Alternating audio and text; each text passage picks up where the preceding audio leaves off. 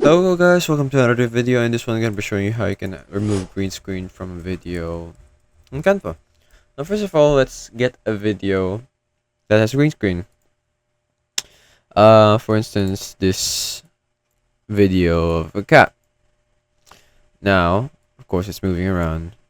And usually it's hard to remove green screen from Canva because it's not like other editing software on your PC that you can just use to just like remove green screen and stuff like that. Though they do have stuff that can help you with doing just that. So for Canva, the best way is using background remover, which is going through Canva Premium. Because if you just click on background remover, what exactly happens is it literally just removes the green screen. The cat's still there, it's still moving, but the green screen's no longer there. And so another thing that you can do is to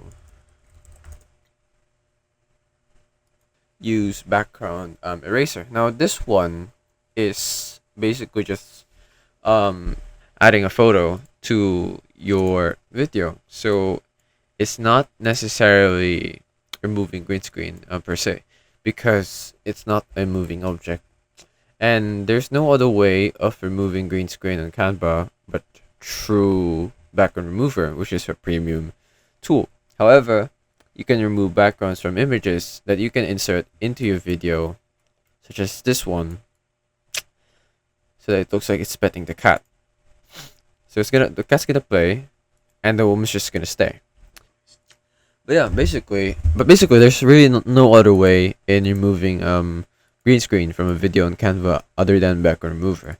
And once you remove the green screen, then you're free to do whatever you want with it, even like adding pictures, for instance, background, or maybe more videos behind it. So you just add another video, go position, send it to back, so that it looks like it's at the back.